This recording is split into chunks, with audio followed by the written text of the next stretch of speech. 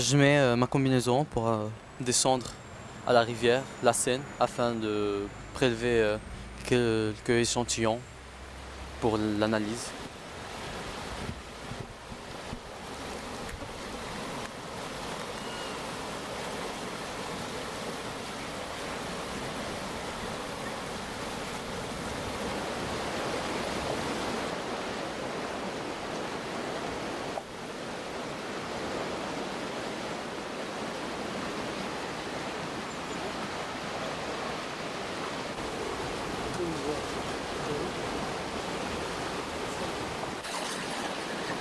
Chaque année, en fait, on fait des prélèvements d'eau à différents points de la Seine pour avoir un historique de la qualité de l'eau à ces différents points.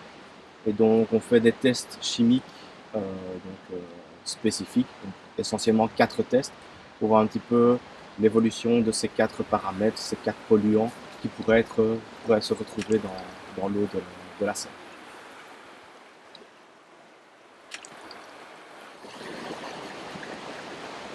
La mesure de l'oxygène est essentielle, c'est le premier paramètre mesuré. 6,76 mg par litre, 6,9 degrés Celsius la température, 88,1%, 1018 hectopascales la pression.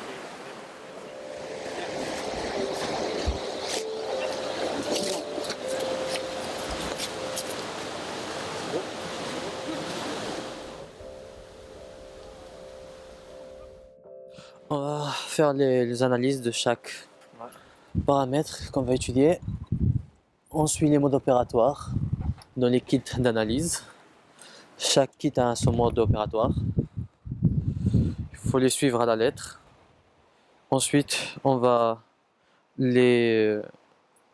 voir le niveau de pollution grâce à l'échelle des couleurs qu'on a.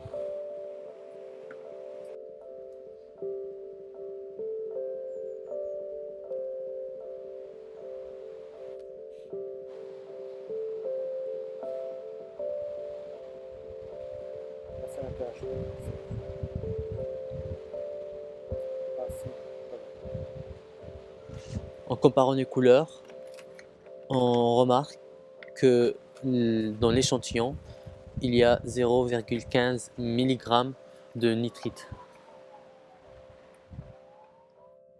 Ceci est le test d'ammonium.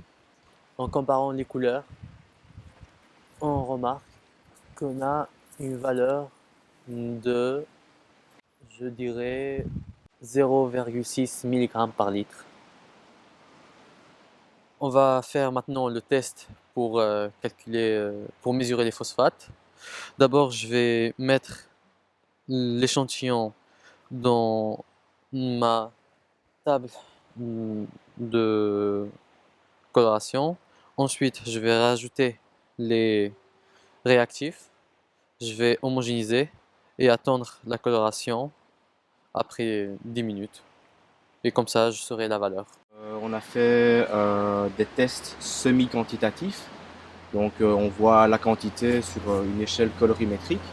Et donc on voit la qualité de l'eau au niveau des nitrites, nitrates, ammonium et phosphate.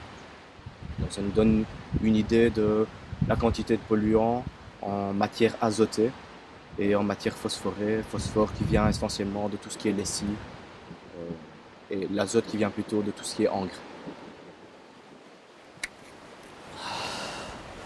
On peut lire qu'on a une pollution de 0 mg par litre de phosphate.